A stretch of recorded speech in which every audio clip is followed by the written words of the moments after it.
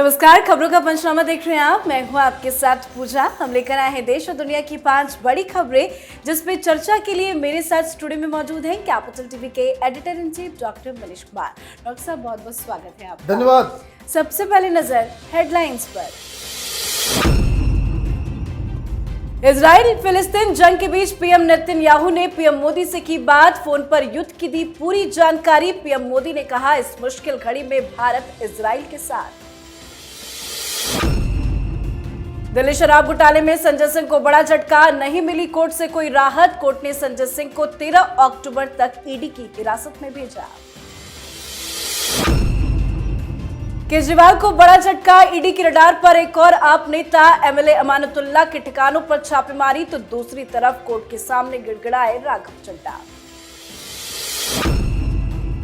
Nitish cabinet की हुई अहम बैठक में 14 प्रस्ताव पर लगी मुहर। सभी सेंट्रल जेलों में नियुक्त होंगे साइकोलॉजिस्ट, सीओ राजेश कुमार हुए बर्खास्त। विधानसभा चुनाव की तारीखों के साथ लेटेस्ट सर्वे ने विपक्ष की उड़ाई नींद। सर्वे में बीजेपी की बम्पर जीत, कांग्रेस को भारी नुकसान। खबरों की शुरुआत में सबसे पहले बात इजराइल फिलिस्तीन जंग की। इजराइल हमास जंग का आज चौथा दिन है। इजराइल की सेना ने गाजा के बॉर्डर पर कब्जा कर लिया है। इसी बीच इजराइल के पीएम नेतन्याहू ने पीएम मोदी को फोन करके जंग की पूरी जानकारी दी है। युद्ध से जुड़ी हर एक अपडेट के बारे में अवगत कराया है, जिसकी जानकारी खुद पीएम मोदी ने ट्वीट करके दी। साथ ही पीएम मोदी ने लिखा, भारत के लोग इस मुश्किल घड़ी में इजराइल के साथ मजबूती से खड़े हैं। भारत आतंकवाद के सभी रूपों और अभिव्यक्तियों की कड़ी और स्पष्ट रूप से निंदा करता है। क्या कुछ फोन पर बातचीत हुई है? देखिए, कितनी बड़ी बात है, इतनी बड़ी घटना घट रही है और भारत के प्रधानमंत्री को इसकी जानकारी दी जा रही है। कितना इंपॉर्टेंट प्लेयर ग्लोबल पॉलिटिक्स में हिंदुस्तान हो गया है, ये इस बात का एक सबूत है। नंबर 2, और प्रधानमंत्री मोदी ने क्या कहा कि हिंदुस्तान इस मुश्किल वक्त पे इजराइल के साथ खड़ा है। हिंदुस्तान का विपक्ष किसके साथ खड़ा है? हमास के साथ खड़ा है। कांग्रेस पार्टी हो, ये ओवैसी हो, ये अभी धीरे धीरे सब निकलेंगे। जैसे जैसे वहां पे कहर बरपेगा, वहां आतंकियों के अड्डों को जमीन दोह किया जाएगा, वैसे वैसे ये हिंदुस्तान में प्रोटेस्ट भी चालू होगा। अब आप वेट कीजिए अगले शुक्रवार तक।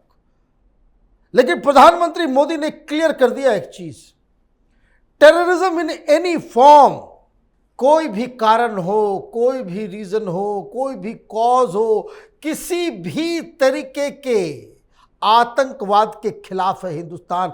और ये पूरी दुनिया को प्रधानमंत्री मोदी के इस मंत्र पे विचार करना चाहिए।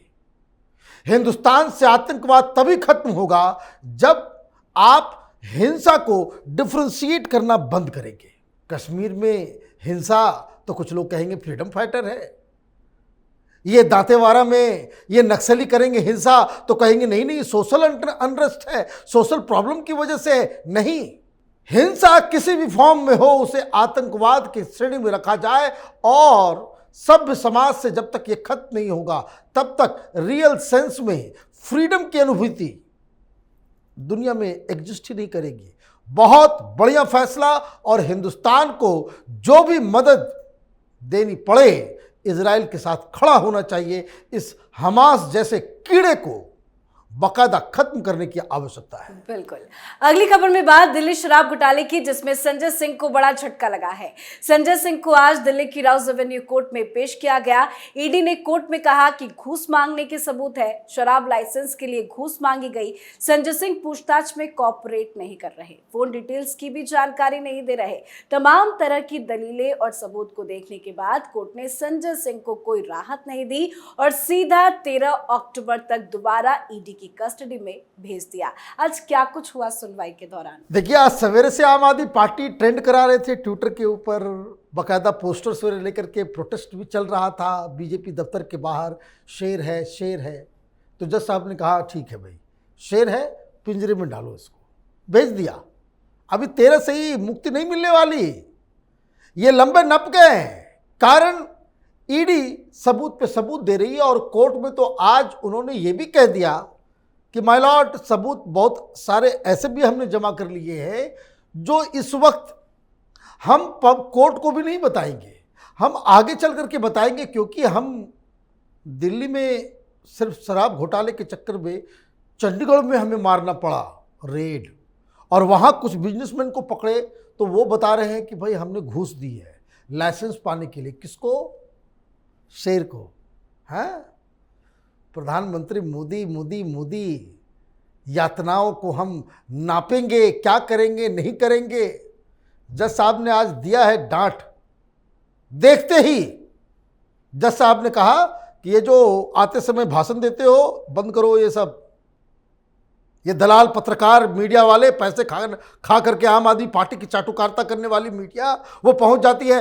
संजय सर आपको कुछ कहना है? संजय सर, अरे भाई घोटाले में कोई अंदर जा रहा है, बाइट लेने के लिए ऐसे खड़े हो जैसे कोई नेल्सन मंडेला हो, और वो भाषण क्या दे रहा है प्रधानमंत्री मोदी और ये वो। तो कोर्ट ने आज डांट लगाई और मीडिया वालों को भी डांटा कि तस्वीरें ठीक है, ये सवाल पूछना बंद करो, नहीं तो फिर ये अपने मित्र की तरह बकवास करेगा कि मुझे धक्का दे दिया गया, मुझे मैन हैंडल किया गया। तो आप देखिए ये नौटंकी केजरीवाल की जो ड्रामा पार्टी है वो उसकी ज़्यादा दिन तक चलेगी नहीं। कोर्ट के अंदर आप जाते हो, कोर्ट के अंदर कहते हो हमारी पत्नी बीमार है तो हमारी माता जी बीमार है, और बाहर निकलते हो तो बोलते हो एक भी सबूत नहीं मिला। तो ये लंबा अभी नपेंगे, अभी बहुत सारे राज खुलने बाकी हैं। जी, तो संजय सिंह को कोई राहत नहीं मिली है, साथ ही केजरीवाल के दो और नेता की भी आफत बढ़ गई है। आम आदमी पार्टी के एक और नेता ईडी के रडार पर आए हैं। आज दिल्ली में ईडी ने आप नेता और विधायक अमानतुल्लाह खान के ठिकानों पर छापा मारा है। ये छापेमारी दिल्ली वक्फ बोर्ड में घोटाले के आरोप में की गई है। तो दूसरी तरफ राघव चड्ढा भी कोर्ट के सामने गिड़गिड़ा रहे हैं। राघव चड्ढा ने राज्यसभा से निलंबन के फैसले को सुप्रीम कोर्ट में चुनौती दी है। इसके अलावा उन्होंने सरकारी बंगला खाली करने का आदेश देने वाले ट्रायल कोर्ट के फैसले को भी दिल्ली हाई कोर्ट में चुनौती दी है। एक तरफ राघव चड्ढा, दूसरी तरफ अमानतुल्लाह खान, दोनों ही मुसीबत में फंस गए हैं। देखिए ये आम आदमी पार्टी राजनीति बदलने आई थी। हम लोग 5 खबरों को चुनते हैं, 2 खबर आम आदमी पार्टी से, and that too for wrong reasons. एक तो शराब घोटाले में संजय सिंह नप गए, पूरा कुनबा जाने वाला है उसमें। अब ये अमानतुल्लाह खान ये हिस्ट्री शीटर है, लेकिन मुस्लिम वोट बैंक के चक्कर में इसको केजरीवाल ने वक्फ बोर्ड का चेयरमैन बना दिया। अभी आकर के नहीं कह रहा मोदी की सरकार और मोदी और ये वो, क्यों नहीं कह रहे हो भाई? क्योंकि इसमें जो आरोप लगाए गए हैं अमानतुल्लाह के ऊपर, ये वक्फ बोर्ड के सीईओ ने लगाया और बाकी मेंबर्स ने लगाया, सब के सब मुसलमान।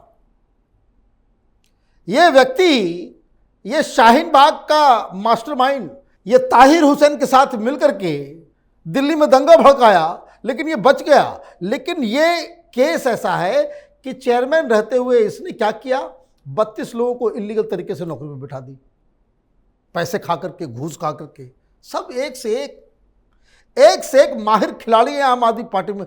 चुन चुन के हीरा निकाला है कोयले के खदान से केजरीवाल ने। ऐसे ऐसे नमूनों को जो है आपने पद दिया है। तो एक तो 32 लोगों को नौकरी पर रख ली। दूसरा कंप्लेन है कि जो वक्फ बोर्ड, जो मुस्लिम वक्फ बोर्ड होते हैं, बहुत सारी ज़मीनें होती है, जायदाद होती है, बिल्डिंग्स होती है, उसमें बहुत सारे के साथ जो है इसने किराए पर लगा दिया, बेच दिया, इधर उधर कर दिया, बंदर बाट कर रहा था, उसमें भी पकड़ा गया, उसके ऊपर भी शिकायत है। और तीसरा कि दिल्ली सरकार की तरफ से वक्फ बोर्ड के लिए चलाने के लिए, भाई इतना ही अमीर है लेकिन फिर भी मुसलमानों को खुश करना है, तो सरकार का पैसा, मिडिल हमारे टैक्स पेयर के पैसे को जो है ये लोग वक्फ बोर्ड को देते हैं। तो वक्फ बोर्ड में जो पैसा आया, चेयरमैन को लगा कि मेरे खाते का आ गया, उसमें भी गड़बड़ किया है इसने। तो अब ईडी पीछे पड़ी है तो वो जाएंगे। राघव चड्ढा का कहानी अलग है। भैया आप पहली बार एमपी बने हो और घर में जाकर के घुस गए, गवर्नर, कैबिनेट मिनिस्टर वाले कैटेगरी टाइप 7 में, वहाँ से निकाला गया, फिर इधर उधर करते हुए तब कोर्ट ने कह दिया, फैसला दिया कि भाई घर दिया गया, अधिकार तुम्हारा थोड़ी है, अब ये कह रहे हैं मेरे पति बीमार है, मेरे पत्नी बीमार है, तो हमारा फिर वही बीमारी का बहाना। पता नहीं आम आदमी पार्टी के बस जहाँ कुछ होता है बस बीमारी का बहाना ये लोग बनाते हैं। तो एक तो वो मसला है, और दूसरा ये दूसरे लोगों के गलत सिग्नेचर के चक्कर में उसको निकाला गया है, राज्यसभा से अभी सस्पेंडेड है, वो उसको लेकर के वो सुप्रीम कोर्ट गया है। ये जन सेवा करेंगे या ये जेबें भरेंगे कपिल सिब्बल और मनोज सिंघवी के? वकीलों को पैसे दे दे करके इन लोगों का पूरा जीवन चल रहा है। लेकिन सबसे हैरानी की बात मैं आपको बता दूं, ज़्यादातर पैसा वो दिल्ली सरकार, दिल्ली की जनता के जेब से ये बड़े बड़े वकील ये लोग कर रहे हैं। अगली खबर बिहार की राजनीति से जुड़ी, जहां नीतीश कैबिनेट की महत्वपूर्ण बैठक हुई है और बैठक में 14 एजेंडों पर मुहर लगी है, जिसमें अब बिहार के जेल में मानसिक रोगियों को विशेष सुविधा मिलेगी। सभी 8 सेंट्रल जेल में एक क्लिनिकल साइकोलॉजिस्ट की बहाली होगी। ये बहाली कॉन्ट्रैक्ट पर की जाएगी। तो वहीं बक्सर के राजपुर के तत्कालीन सीओ राकेश कुमार को सेवा से बर्खास्त कर दिया गया। साथ ही नीतीश सरकार ने पैक सदस्यों को दिवाली का तोहफा भी दिया है। क्या कुछ हुआ कैबिनेट की मीटिंग में? देखिए, कैबिनेट की मीटिंग में वही पुराने ढर्रे पे फैसले लिए गए। ये जो फैसला आया है, बिहार के नेताओं से कुछ बातचीत हुई, सब हंस रहे हैं, मजाक उड़ा रहे हैं। लोग कह रहे हैं कि भाई जेल के अंदर क्लिनिकल साइकोलॉजिस्ट के बजाय जो है वो सीएमओ के अंदर होना चाहिए। आजकल भूलने की आदत हो गई है नीतीश कुमार जी की। वो जाना होता है कहीं चले जाते, कहीं मिल के भी आ जाएंगे, फिर भी कहेंगे उनसे मुलाकात नहीं हुई। कभी कभी वो तो जनता दरबार के अंदर एक वीडियो उसका वायरल हुआ, बहुत ही अजीबोगरीब, किस मंत्री को फ़ोन करना है उसको लेकर के ही कन्फ्यूजन, डांट भी रहे हैं, सब कुछ कर रहे हैं। तो देखिए, बात बहुत ही सिंपल है। बिहार को इन सब चीज़ों की ज़रूरत नहीं है। अभी बिहार को ज़रूरत है विकास की, बिहार को ज़रूरत है इंडस्ट्री की, बिहार को ज़रूरत है शिक्षा की, बिहार की ज़रूरत है अच्छे स्कूल्स, अच्छे हॉस्पिटल, अच्छी सड़कें और रोजगार। इस पे कोई फैसला हुआ नहीं। तो आप बाकी सारी चीजें करते रहे, जो मुख्य मुद्दा है अगर वहीं पे आप गौण हैं, तब तो ये तो अजीबोगरीब कहानी है। बिहार सुधर नहीं सकता इन लोगों के रहते हुए। बिल्कुल। अब बात करते हैं आज की आखिरी खबर की। कल ही विधानसभा चुनाव की तारीखों का ऐलान हुआ है और तारीखों के ऐलान होते ही जारी हुए सर्वे ने विपक्ष की टेंशन बढ़ा दी है। भारतीय जनता पार्टी के लिए खुशखबरी है, तो वहीं कांग्रेस पार्टी के लिए बड़ा झटका है। एबीपी वोटर सर्वे के मुताबिक राजस्थान में 200 सीटों वाली विधानसभा में बीजेपी को यहां 127 से 137 सीटें मिलने का अनुमान लगाया गया है। तो वहीं कांग्रेस पार्टी 60 के अंदर सिमटती नजर आ रही है। तेलंगाना में सीएम केसीआर को भी झटका लग सकता है। मिजोरम में जोरमथंगा की पार्टी बाजी मार सकती है। छत्तीसगढ़ और मध्य प्रदेश में बीजेपी कांग्रेस में टक्कर कांटे की देखी जा रही है।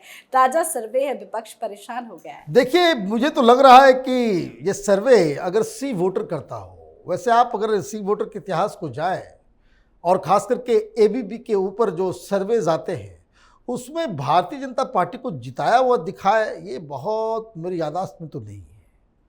जहां भारतीय जनता पार्टी क्लियरली जीत रही होती है वहां पे भी ये कहते हैं टफ कंपटीशन है, और जहां कांग्रेस पार्टी हार रही होती है वहां ये कहते हैं भाई जीत रही है। तो खैर, सर्वे अपनी अलग जगह पे है, लेकिन एक दो बातें जो समझने की है, छत्तीसगढ़ और मध्य प्रदेश वाकई ये टफ होने जा रहा है। रीजन, जो शिवराज सिंह चौहान की जो सरकार रही उससे लोग ये नहीं कि नापसंद कर रहे हैं, शिवराज सिंह चौहान से के चेहरे से लोग थक गए। एक लिमिट होता है लोगों की भी, कि आप कितना ही एक आदमी का चेहरा बार बार बार बार देखते रहेंगे। ये चौथा चुनाव है, तो एक तो फटीग की वजह से, लेकिन प्रधानमंत्री मोदी ने इस कंटेस्ट को इसलिए इंटरेस्टिंग बना दिया कि जो लोग जिस चेहरे को अलग कर के रूप में देखना चाह रहे थे उसको अलग ही कर दिया।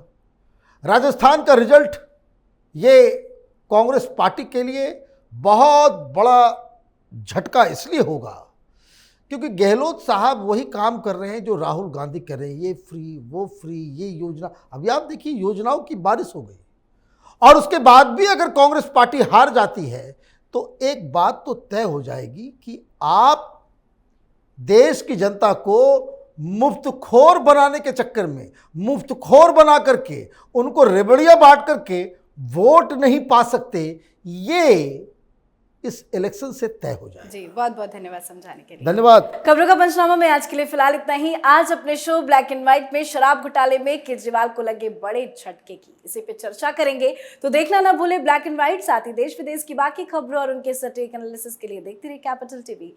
हमें लाइक कीजिए, शेयर कीजिए और कैपिटल टीवी को सब्सक्राइब कीजिए। नमस्कार।